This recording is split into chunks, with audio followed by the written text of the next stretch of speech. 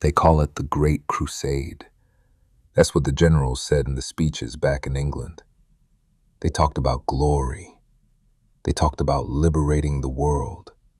But let me tell you something the newsreels won't show you. Nobody tells you about the smell. That's the first thing that hits you, long before the first bullet flies. It's not glory. It's diesel fuel. Thick, oily, suffocating diesel that burns your eyes and coats your tongue. And it's mixed with the sour, biting stench of vomit from 30 terrified men. That is the smell of D-Day. It is 600 hours, June 6th, 1944. We are somewhere off the coast of France, packed into this Higgins boat like sardines in a tin can, shoulder to shoulder, hip to hip. The boat heaves and drops, bobbing up and down in this gray, angry soup of an ocean. The English Channel isn't welcoming us today. It feels like it's trying to chew us up and spit us out before the Germans even get the chance. The waves are 5, maybe 6 feet high. Every time the flat bottom of this steel tub smacks the water, it sends a violent shudder right up through the soles of your boots and into your spine. We've been circling for hours, just waiting for the signal. Hours of getting tossed around. Hours of swallowing bile. You look at the guy next to you, and you can see he's trying to hold it down. But he can't. None of us can. There's no dignity left here. Just misery. We're soaking wet, freezing cold, and seasick as hell. And the crazy part? Part of me, a small part of me, actually wants to get to the beach, just to get off this damn boat. That's how bad it is. I look around the tub. I see faces I've known for 2 years of training. We marched together in Georgia. We drank warm beer in English pubs together. I know their sisters' names. I know who owes who $5 from the poker game last night. And yet, right now, in this pale, ghostly light, they look like strangers. They look like statues carved out of gray stone. There's Miller right next to me, the kid from Iowa. He's 19, barely old enough to shave. Back at the barracks, he wouldn't shut up about his dad's cornfields, about the harvest, about the girl named Betty he's going to marry when this is all over. Now, he's silent. He's green in the face, staring down at his boots like they're the most interesting thing in the world. His knuckles are white, bleached of all blood, gripping his M1 Garand like it's a lifeline.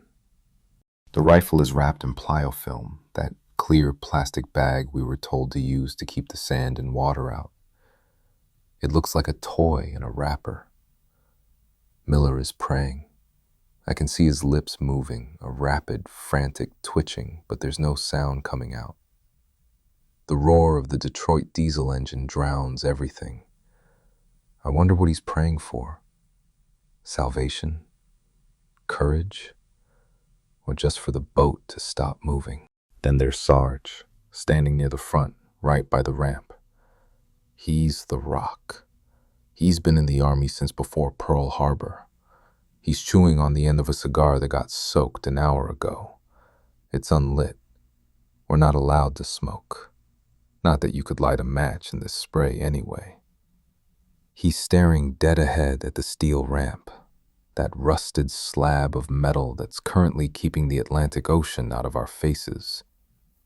He looks calm. He looks like he's just waiting for a bus in Manhattan. But then the boat takes a hard list to port, and I see it. I see his left hand resting on the gunwale twitch. Just a tiny spasm. He grips the steel tighter, then lets go. Even Sarge feels it. Even the rocks are scared today. The sun is trying to break through the overcast sky, but it's struggling. It just looks like a bruise on the horizon, a sickly purple and yellow smear behind the clouds. A pale, flat gray light is filtering down, illuminating the sea spray that whips over the sides, soaking us to the bone. My uniform is heavy, waterlogged. The life belt, the Mae West, strapped to my chest, feels tight, constricting my breathing. We're shivering, a collective vibration that runs through the whole platoon. But I don't think it's just the cold. It's the adrenaline. It's the waiting. God, the waiting is the worst part. If the shooting started, at least we'd be doing something, but this is torture. My heart is hammering against my ribs so hard, a chaotic, thumping rhythm, that I honestly think the guy pressed against my back can feel it. I try to distract myself. I try to remember the training. Stay low. Keep moving. Don't bunch up on the beach. Clear the shingle. But my mind refuses to stay here. It keeps drifting back, snapping like a rubber band to home, to the front porch in Brooklyn. I can smell the hot asphalt of the city in the summer. I can smell my mother's coffee, the way it fills the kitchen on a Sunday morning. I can hear the radio playing the ball game. It feels so real, so close, like I could just reach out and touch the screen door. I wonder if they're sleeping right now. It's the middle of the night back there. I wonder if my mom woke up with the feeling, that mother's intuition they talk about. I wonder if she knows that in a few minutes, her son is going to walk into fire. The silence in the boat is heavy, heavier than the 60 pounds of gear on my back. Nobody is cracking jokes anymore. There's no bravado, no talk about killing Hitler, no bragging about how many krauts we're gonna get. That stuff belongs to the movies. Here, we are just boys, just kids wrapped in olive drab, carrying rifles we've only fired at paper targets, hurtling toward a destiny we can't stop. I check my rifle for the 10th time in 5 minutes. I run my thumb over the safety. It's on. The bolt is closed. It's clean. It's ready. Am I? How can you ever be ready for this? Through the mist and the spray, I can see it now. The coastline. It doesn't look like much from here. It looks like a thin, jagged line drawn in charcoal against the sky. France. Occupied Europe. It looks so quiet, deceptively quiet. The houses on the cliffs look like little toys. But we know what's waiting in those cliffs. We've seen the aerial photos. We've studied the sand table mock-ups until our eyes crossed. The bunkers, the pillboxes, the concrete reinforced with steel, the mines. They call it the Atlantic Wall. Hitler said no army could break it. And here we are. We are the battering ram. We are the sledgehammer aimed at the front door. I look behind us for a second, just a quick glance. The ocean is full of ships, battleships, destroyers, thousands of landing craft. It's the biggest armada in the history of the world. It makes you feel powerful, like you're part of a giant machine. But then you look forward again, at that narrow strip of beach, and you realize the machine stays in the water. Only the men go onto the sand. When that ramp drops, the battleships can't help you. You're alone. Suddenly, the coxswain's voice cracks over the wind, sharp and distorted by the roar of the sea. 30 seconds. 30 seconds to beaching. 30 seconds. That's a lifetime. That's no time at all. My stomach drops, a sensation of pure vertigo. The reality crashes in, shattering the memories of Brooklyn. This isn't a drill. This isn't Slapton Sands. This isn't England. This is it. The end of the line. The engine pitch changes. That deep, rhythmic chugging shifts into a guttural growl as the coxswain guns it, aiming to drive us high up onto the sand so we don't drown in deep water. The vibration intensifies. Every man tenses up. It's an involuntary reaction, like bracing for a car crash. We shift our weight, planting our feet on the wet, slippery steel deck. I look at Miller one last time. He stops praying. He looks up at me, his eyes wide, pupils dilated, filled with a terror so raw it hurts to look at. He looks like a lost child. I want to say something. I want to tell him, stick with me, kid, or it's gonna be okay. But the words get stuck in my throat, choked off by the lump of fear sitting there. All I can do is nod, a short, sharp nod. I see you. I'm with you. Heads down. Get ready. The scream comes from the rear. We crouch lower, hunching our shoulders, pulling our helmets down tight. The smell of diesel is overwhelming now. The spray is blinding. Then, impact. The boat scrapes against the sandbar. It's not a smooth landing. It's a grinding, screeching halt that throws us forward into the guys in front of us. Metal screams against rock and sand. The engine roars in reverse to keep us pinned to the beach. The world slows down. The spray settles. For one heartbeat, there is absolute silence inside the boat. The only thing that exists in the entire universe is that wet steel ramp in front of us. It's the only thing standing between us and the war. It's the only thing keeping us alive. And in a second, it's going to drop. 0630 hours. Dog Green Sector, Omaha Beach. The moment stretches. It stretches until it snaps. The ramp drops. It doesn't glide down smoothly like it did in the training films back in Slapton Sands. It slams down into the wet sand with a heavy, metallic thud that vibrates through the entire hull. The chain rattles loose. The steel hits the beach, and the seal is broken. And in that precise microsecond, the world ends. I expected noise. I expected a firefight. But not this. This isn't sound. It's physical pressure. The air instantly tears apart. The German MG-42s, we call them Hitler's zippers, or the buzzsaw, open up from the bluffs. It doesn't sound like individual gunshots.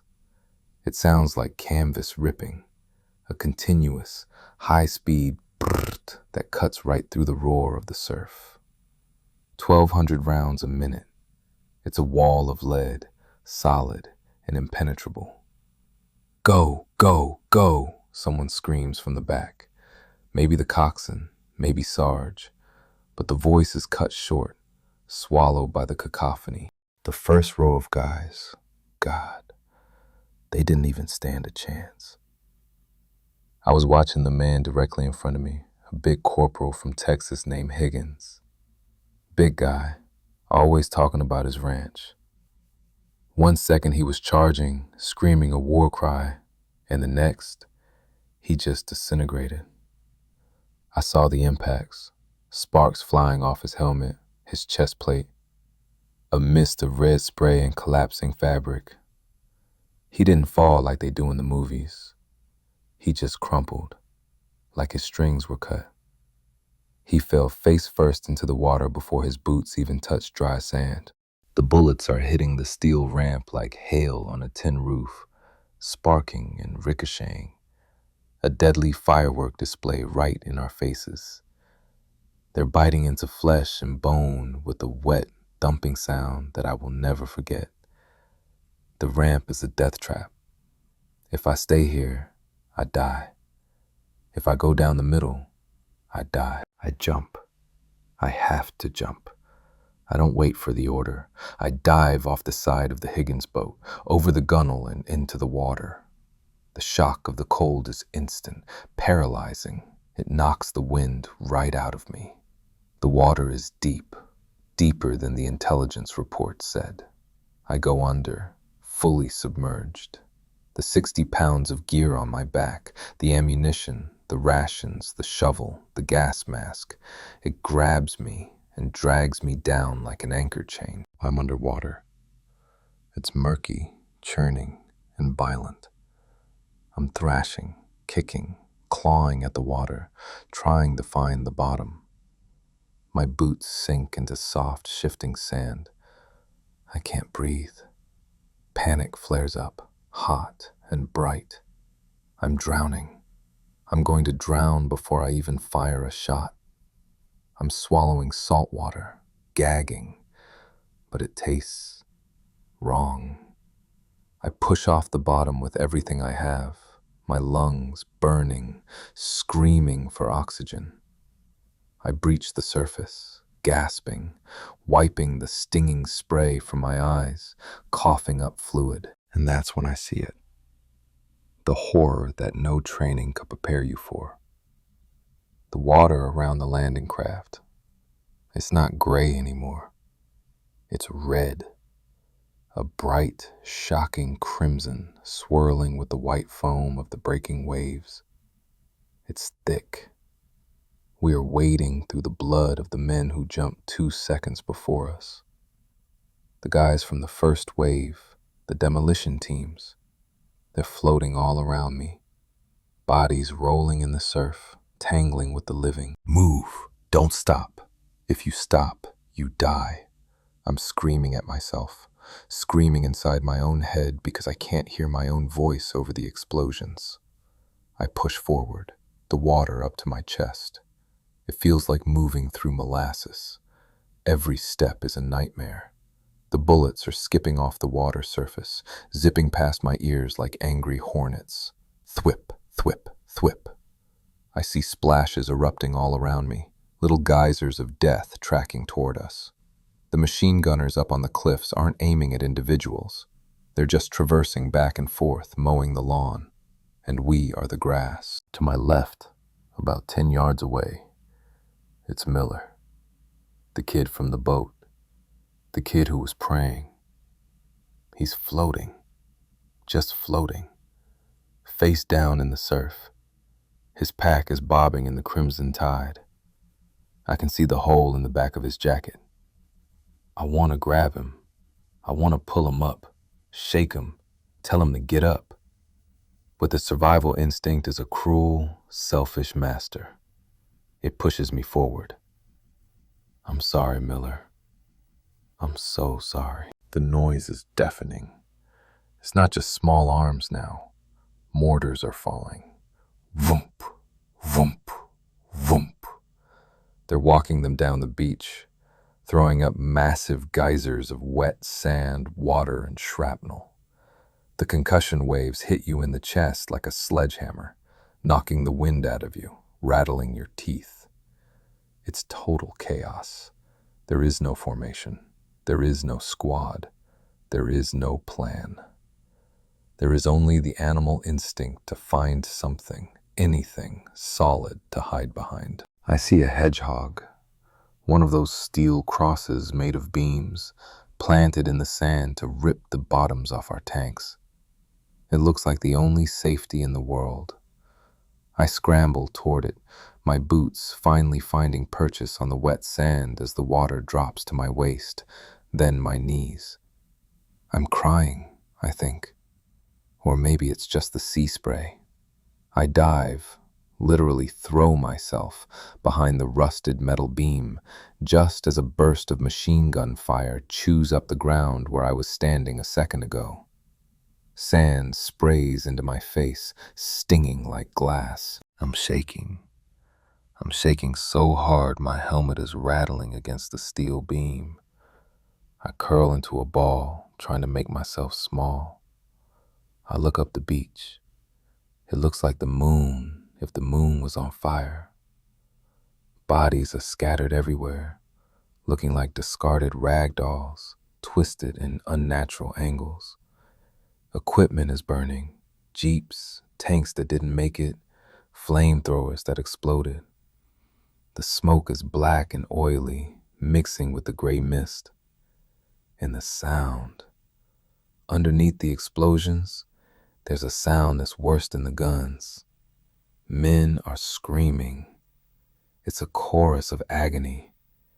Cries for medics, cries for mothers, cries that don't even sound human anymore, just high-pitched wails of pain. Medic! Oh God, medic! I see a medic running, a brave kid with a red cross on his arm. He takes 3 steps and drops, just like that. The red cross is a target today. I check myself. Arms, legs. I'm still here. I'm still whole. But we can't stay here. The tide is coming in fast. The water is already lapping at my boots again. If we stay behind these obstacles, we drown, or the mortars will zero in on us. We're sitting ducks. We have to make it to the shingle, that pile of stones at the seawall, right under the bluffs. It's the only cover. I look at the distance. It looks like a mile away. In reality, it's maybe 200 yards of open sand. The killing zone. The longest 200 yards in human history. I look at the guy huddled next to me behind the steel beam. I don't know his name. He's from another company. He's missing his helmet, his hair plastered to his skull with sand and blood. His eyes are wide, black holes of shock. He's clutching his rifle like a lifeline, but he's not firing. He's just staring at nothing. Ready? I yell over the roar, grabbing his shoulder. We gotta move. We gotta go. He doesn't answer. He doesn't blink. He's gone. His mind is snapped. I can't wait for him. If I wait, I die. I check my rifle. It's full of sand. I rack the bolt, praying it doesn't jam.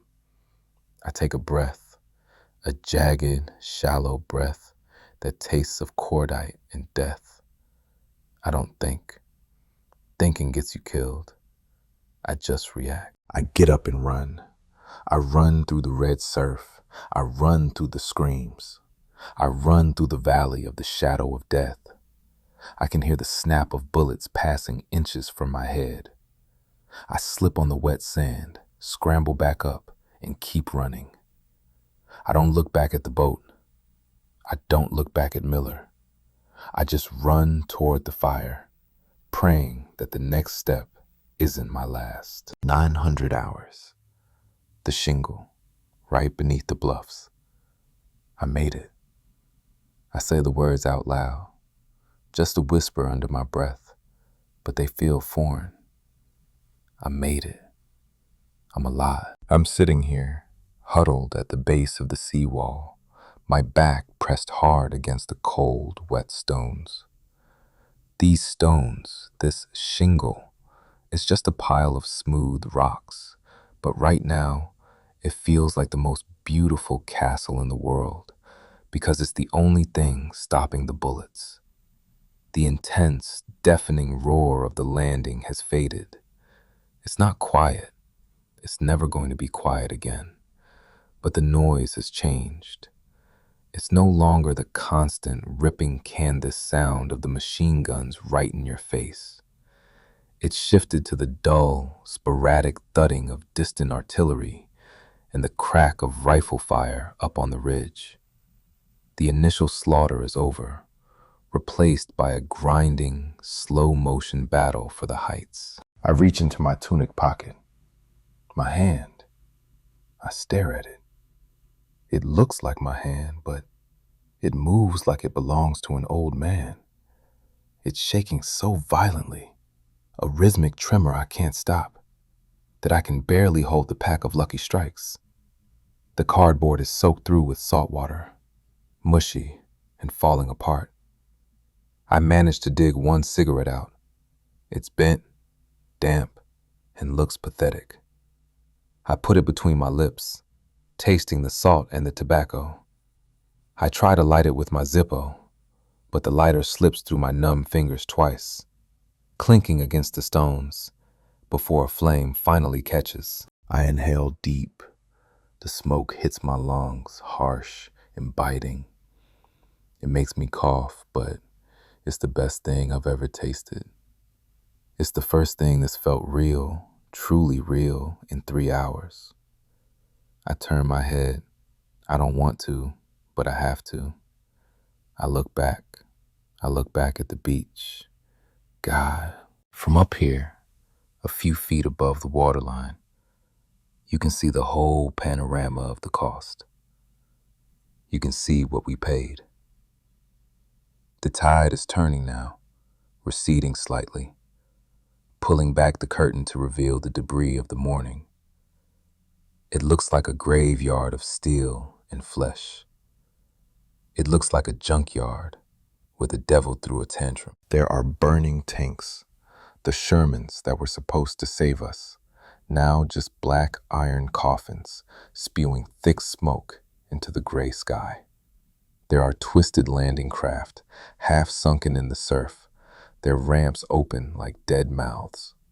Crates of ammunition, medical kits, K-rations, spilled open like guts, scattered across the wet sand. And the bodies. There are so many bodies.